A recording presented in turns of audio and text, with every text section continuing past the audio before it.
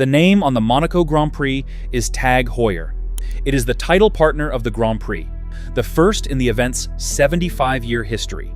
The deal took 9 figures of LVMH money. That is one kind of success, but the secondary market shows something else entirely. TAG dropped another 2% on the last quarter. That gap, and how it got there, is what this video is about. What Heuer actually was.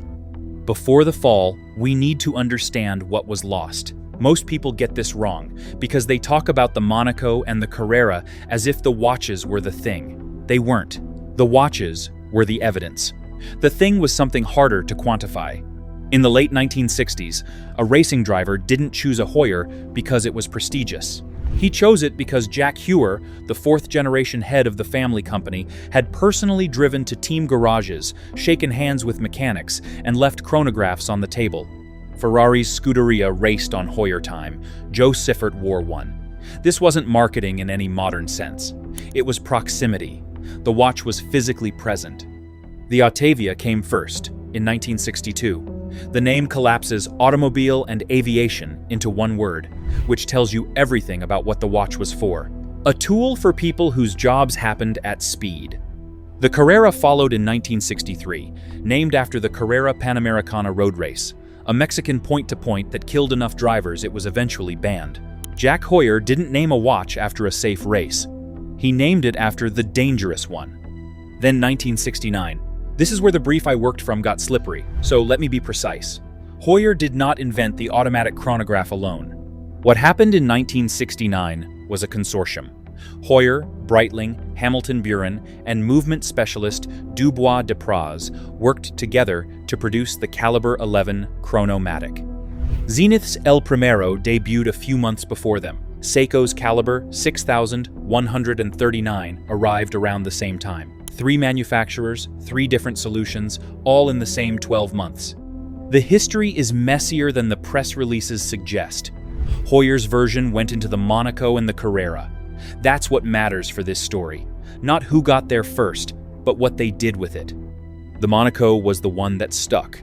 Square case, left-hand crown, blue dial, automatic chronograph. Everything about it was wrong by the conventions of the time, and it worked anyway. Steve McQueen wore a Monaco during the filming of Le Mans in 1970. The reference was a 1133B in blue on his wrist because he was actually driving in the race that year. The watch wasn't a costume prop. It was there because he was at the wheel. That's the thing, nobody can manufacture retroactively. You can put a Monaco on a celebrity's wrist today. You cannot go back and make it the watch worn by the man who defined cool American masculinity in an era when that meant something unreproducible. The association belongs to Heuer, past tense, and it happened because the watch was physically present. TAG Heuer understood the business of that presence better than almost anyone running a watch company in that era. He didn't advertise at racing events, he showed up at them. There's a difference between a brand that sponsors motorsport and a brand that is inside it, and Heuer was inside it in a way that money alone couldn't have arranged. The friendships were real. The drivers trusted the equipment because they knew the man who made it. So, when we talk about what TAG Heuer lost, we're not talking about a brand identity in the marketing sense. We're talking about something earned through physical presence in a world where precision under pressure wasn't a lifestyle proposition, it was the job. The watch industry in 2026 is full of brands claiming motorsport heritage. TAG Heuer's claim is different in kind. When Joe Siffert crashed his Porsche 917 at Brands Hatch in October 1971 and died at the wheel, he was wearing a Heuer Ottavia. That's not an advertising relationship.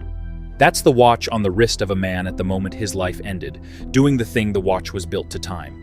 No amount of F1 branding in 2025 recreates what that association cost or what it meant. The heritage isn't marketing copy. It's the record of the brand being present at the real thing. TAG Heuer retired in 1982 with the company sold and the brand intact. What happened next is the part of the story the brand would probably prefer to tell differently. That version of Heuer was worth protecting at almost any cost. In 1982, the family ran out of options. Before we move on to the next part, let me tell you this. Most people don't realize this, but buying a watch the wrong way can cost you thousands, and you won't even notice it until it's too late. That's why I created a complete insider guide to buying watches. The goal is simple. I'll help you stop guessing and start buying smart. You'll find the guide in the pinned comment and description. Now, let's move on to the next part. 2 sales and a name change. TAG Heuer didn't sell the company because he wanted to. He sold it because the quartz crisis had been running for almost a decade, and the Swiss mechanical watch industry had been methodically dismantled by Japanese electronics. Between 1970 and 1983, Switzerland lost roughly 60,000 watchmaking jobs. Companies that had existed for generations filed for insolvency. Heuer was not immune. In January 1982, financial pressure forced TAG Heuer to sell to a consortium that included Piaget and movement manufacturer Nouvelle Lemania. He stepped down as CEO. The company he had built into a motorsport institution changed hands while he was still alive to watch it.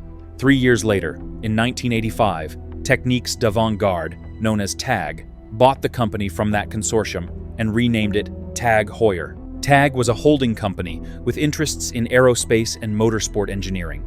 Their most visible connection was to the McLaren Formula One team, whose cars ran TAG Porsche engines through the championship years of the mid-80s. Niki Lauda won his second world title in one of those cars in 1984. On paper, the fit made sense. Motor racing expertise meeting watch precision. The same language, shared credibility, theoretically. The name Heuer carried history. The name TAG carried cash. Together, they made something new. What happened instead was a calculation, an entirely rational one. TAG Heuer launched the Formula One collection in 1986.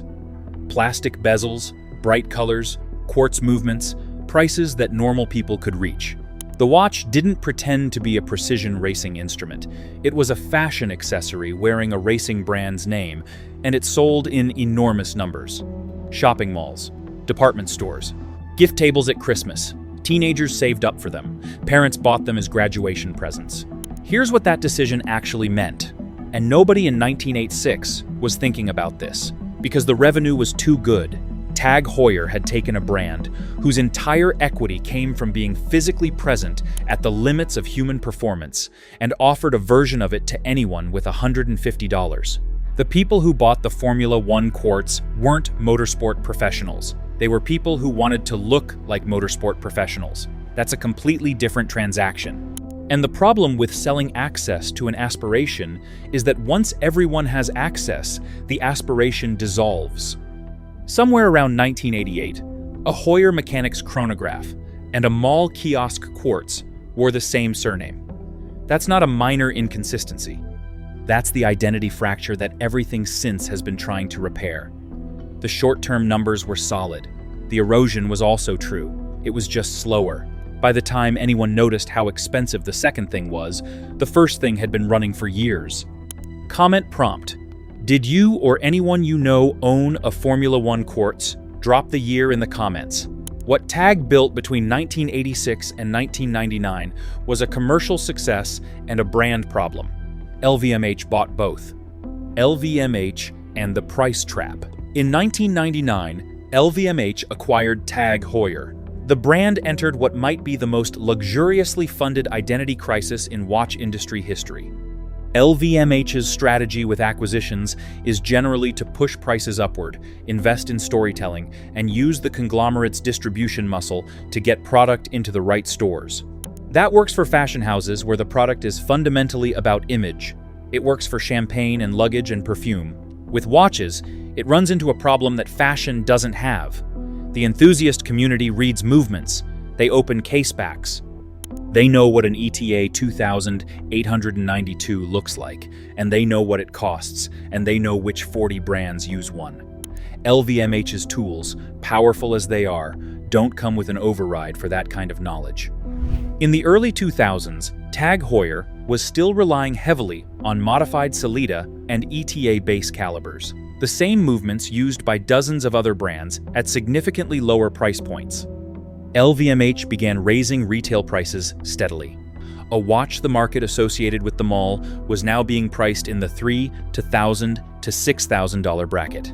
The gap between what the watch cost and what it communicated to people who actually knew watches was becoming uncomfortable to explain. Then came the caliber 1887. This is the wound the enthusiast community has never fully stopped pressing on. In 2010, TAG Heuer launched what they described as their own in-house automatic chronograph movement, the caliber 1887, the year referencing Edward Heuer's oscillating pinion patent. The movement was presented as TAG Heuer developed. Watch forums noticed almost immediately that the architecture bore a striking resemblance to a Seiko caliber, specifically the Seiko 6S37, a movement Seiko had previously licensed. The brand had apparently purchased a movement design, updated it, renamed it after their founder's most famous patent, and presented it to the market as their own engineering achievement. On WatchUSeek, the threads dissecting the connection ran for hundreds of posts. The brand neither confirmed nor fully denied the origin. The credibility hit among enthusiasts was real, and it lasted. This isn't a footnote. In the watch industry, where authenticity of craft is supposed to be the core product, presenting a licensed movement as an original creation is the specific kind of trust violation that doesn't get forgiven quickly. Rolex doesn't do this. Patek Philippe doesn't do this. Even Omega, which uses outside movement suppliers for some models, is transparent about it. TAG Heuer charged luxury prices and offered a complicated answer when people asked who built the movement. I keep coming back to this when I look at the brand's current situation. Honestly, it's the piece that bothers me most because everything else has a cleaner explanation. The Formula One quartz was survival. The LVMH price hikes were standard conglomerate strategy. But the 1887 episode is the reason a $25,000 Monaco Evergraph still has to prove something that a Patek Aquanaut doesn't. The Aquanaut's movement is unambiguously Patek's. Nobody runs forum threads about whether Patek sourced the architecture from someone else. That certainty is worth something that doesn't appear on a spec sheet. There's a particular kind of buyer who makes decisions in the $3,000 to $1,000 to $6,000 range and who has done their research. They know about the 1887.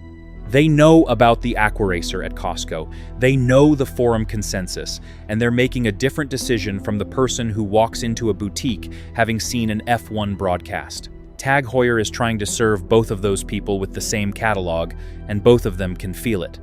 The market had a word for what TAG Heuer had become. It wasn't flattering, and the secondary market made it permanent. The dead zone.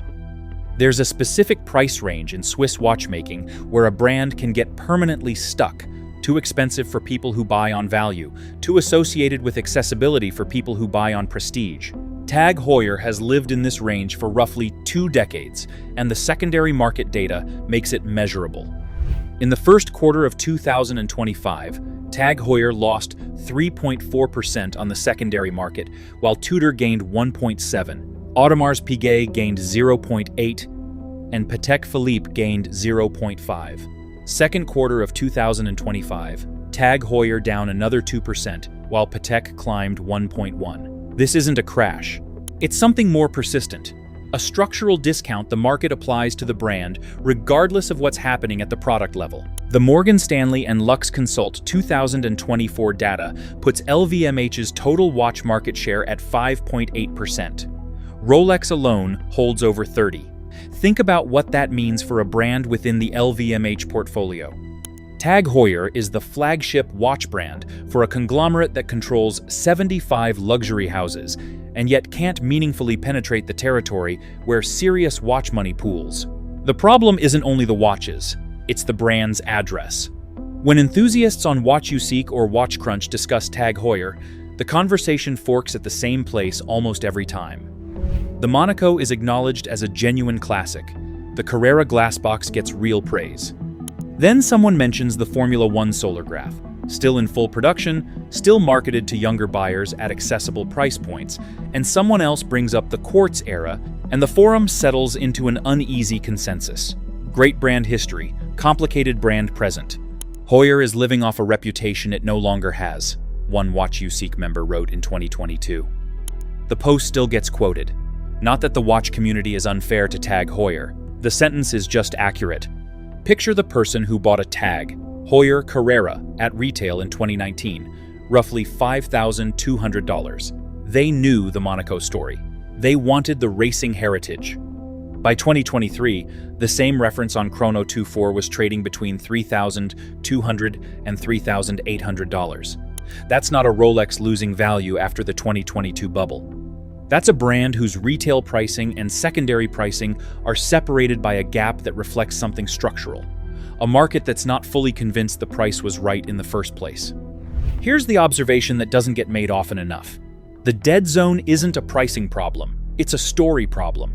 Rolex charges what it charges because the secondary market agrees with the retail price and occasionally exceeds it.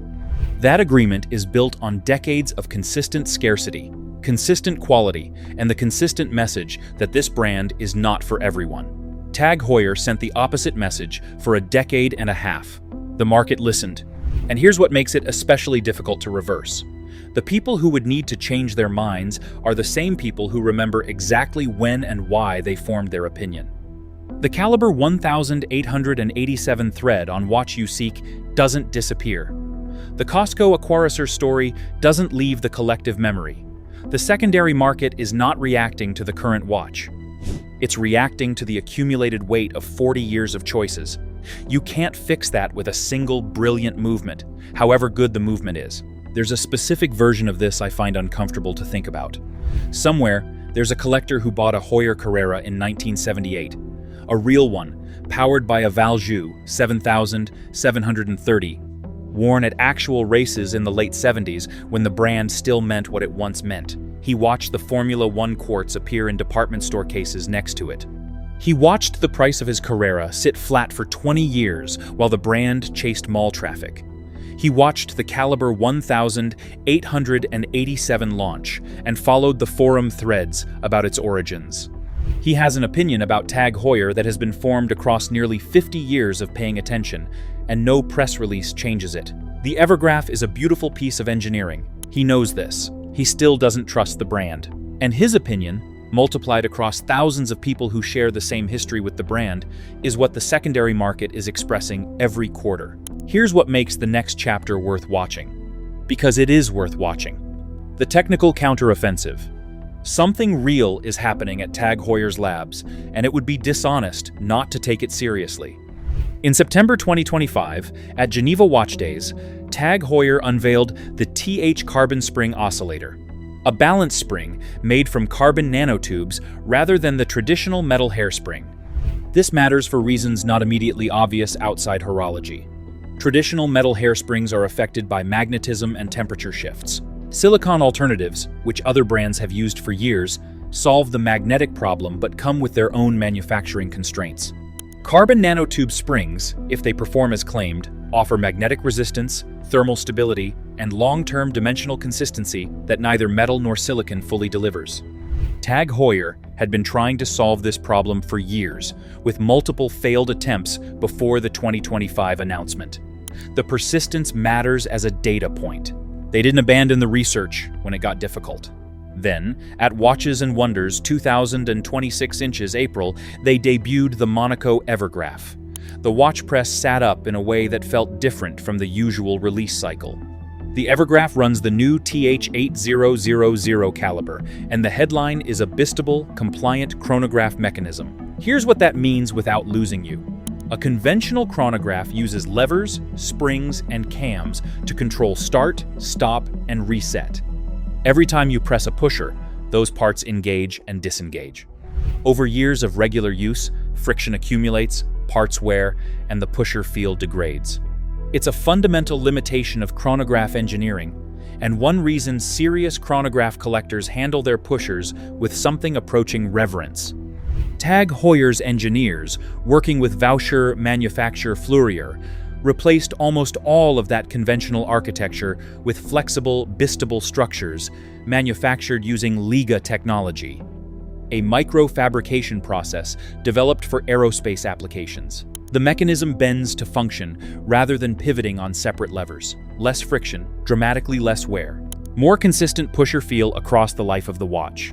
The TH8000 runs at 5 Hz, 36,000 vibrations per hour. It passed COSC chronometer certification. It stores 70 hours of power reserve.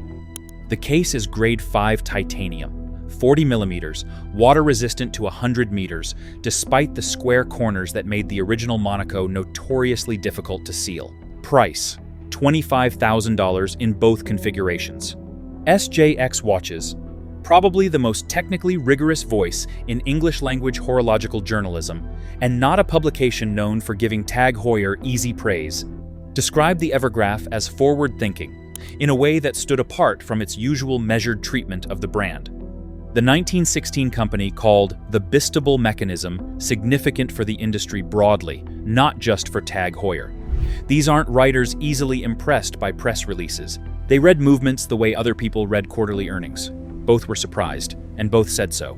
The 2026 Monaco chronograph, released alongside the Evergraph, also got a complete rebuild. Redesigned case, new in-house caliber TH2011, more than 80 hours of power reserve, and ergonomic improvements designed to bring it closer to the original 1969 reference 1133, not a facelift. A thoughtful reconstruction that acknowledges the original design rather than overwriting it. Running through all of this is the Formula One partnership. TAG Heuer is official timekeeper for the next 10 years under the broader LVMH deal, reported by the Financial Times at close to $1 billion. The Monaco Grand Prix carries their name. The paddock clocks are TAG Heuer. The timing interfaces broadcast their brand to approximately 827 million Formula One fans globally, per the series' own figures. So, actual engineering, a real partnership, serious investment. The question the data keeps refusing to answer cleanly is whether any of it is landing where it needs to land. Comment prompt: does the Formula One deal actually change how you think about a brand? Curious what your read is.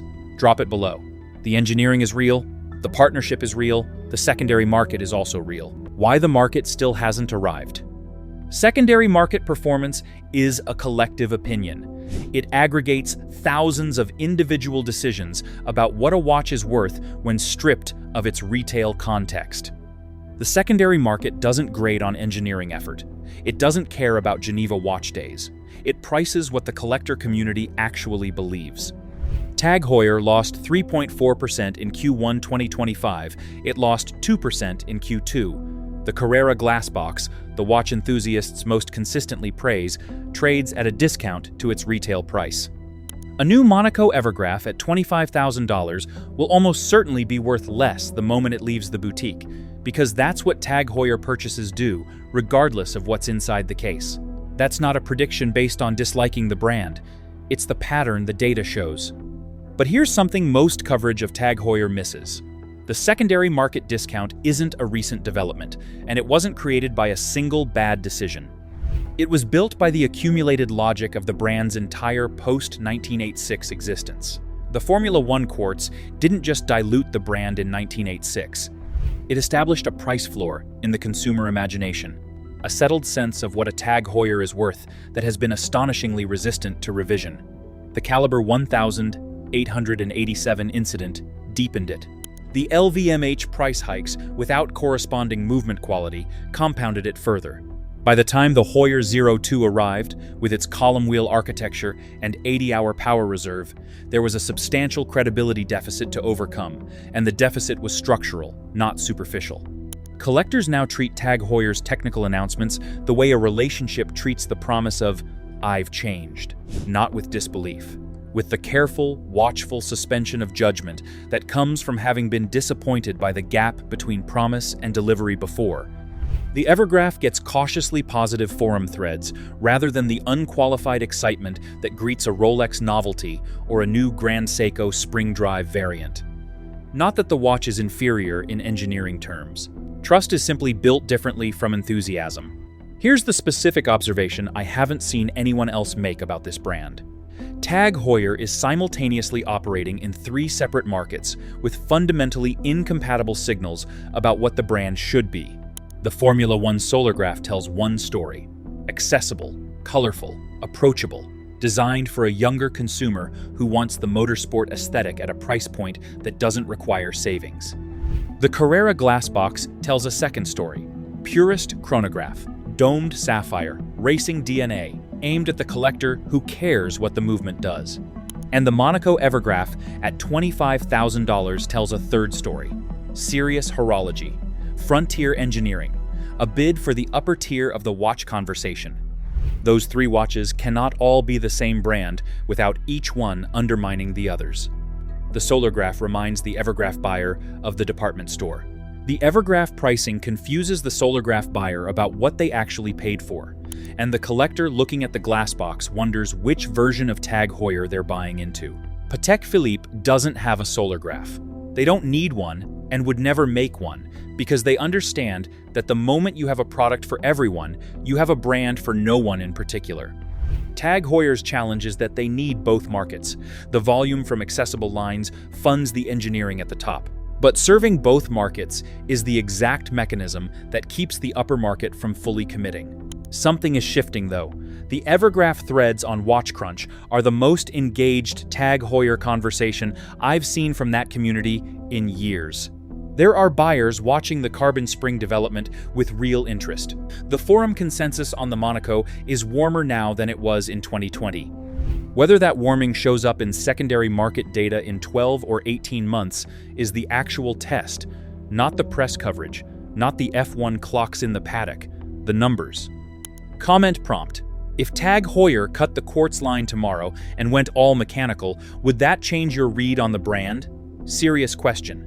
Answer below. There's a final observation about this brand that I think explains everything else. The specific cost of selling too early.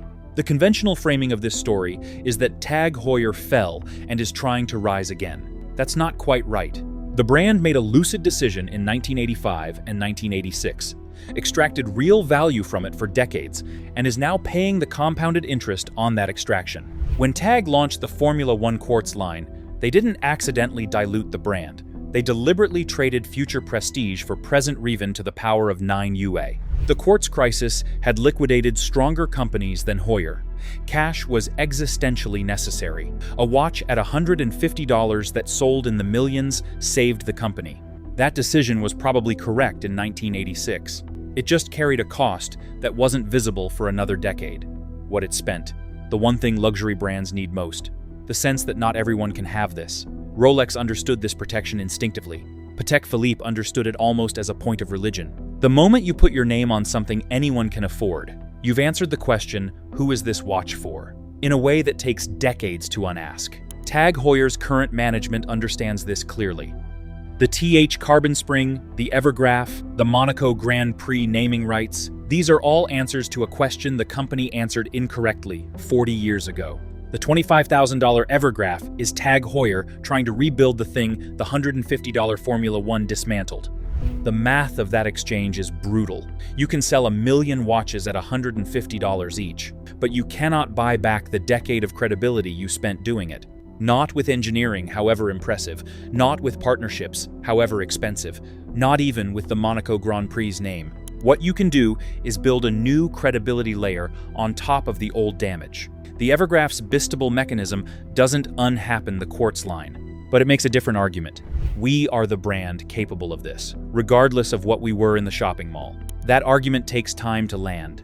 It requires consistent execution, and it requires the secondary market to eventually return a different number. There's a man somewhere in his 50s who bought a vintage Carrera in the early 90s, a 2447S steel case, Valjoux 72 movement, bought because he remembered what Heuer meant. He watched the Formula One quartz appear in the display case next to it and made a decision never to buy a new TAG Heuer again.